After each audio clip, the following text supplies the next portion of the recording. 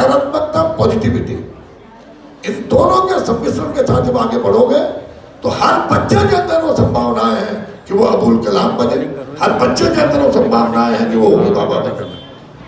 आपके अंदर बेहतर से बेहतर वैज्ञानिक बनने की संभावना है। आवश्यकता दो चीजों की है।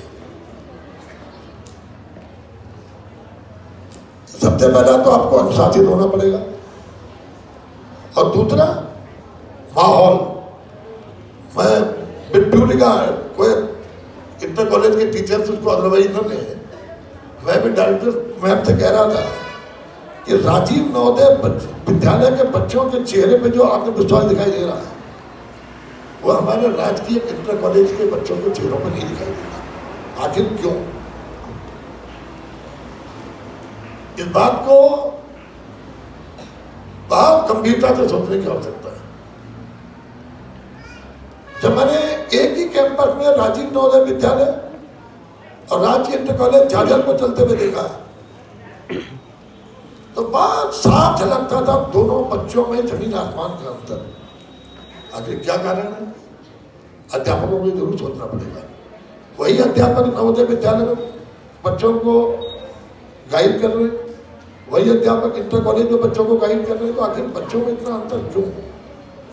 पहले अनुसंधान की आवश्यकता तो डायरेक्टर साहब आपके विभाग को है कि यह अनुसंधान करें कि आखिर इन दोनों बच्चों के स्वभाव में, कॉन्फिडेंस में, इनके काम करने के तरीके में इतना बड़ा अंतर क्यों है। इस गैप को मिटाकर आपने मिटा लिया तो मैं समझता हूं कि जो आज हिंदुस्तान दुनिया का सबसे यंगेस्ट कंट्री है, हमारी 35 वर्ष की एवरेज एज है इस देश की, जो दुनिया में सबसे ज्यादा नौजवान देश हमारा है। लेकिन अगर ये नौजवानी बेकार चली गई तो 25 साल बाद संभव तो हम दुनिया का सबसे बूढ़ा देश हो जाएंगे। इसलिए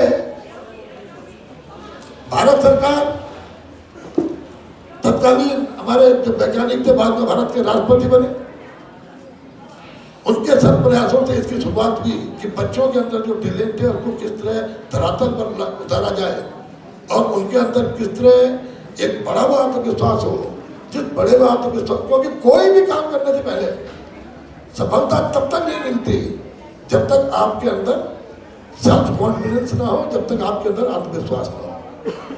और किसी भी व्यक्ति के ओवरऑल पर्सनालिटी डेवलपमेंट के लिए, क्योंकि देखिए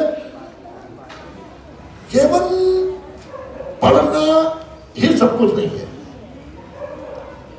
पढ़ करके आपके व्यक्तित्व में आप में कौन क्या व्यक्तित्व है, वो व्यक्तित्व ज्यादा मैटर करता है।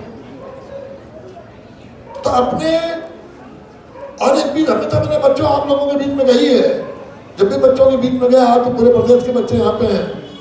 देखो, अगर आपने कोई लक्ष्य निर्धारित कर लिया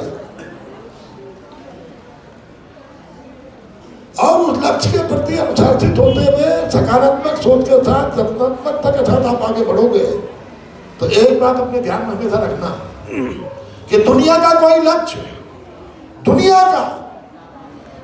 का कोई भी लक्ष्य इंसान की हिम्मत से बड़ा हो ही नहीं सकता।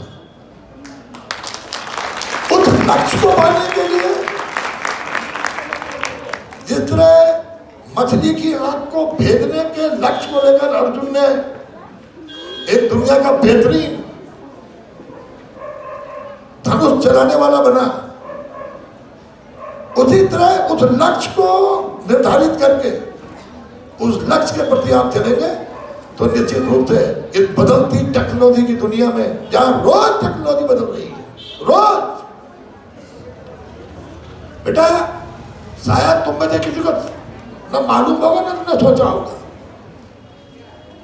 टेलीफोन की खोज भी। और टेलीफोन में जब टेलीफोन का डब्बा होता था, उसको जब उसके 2 बटन दबाते थे टक टक टक टक, तो एक्सचेंज वाला फोन उठाता था।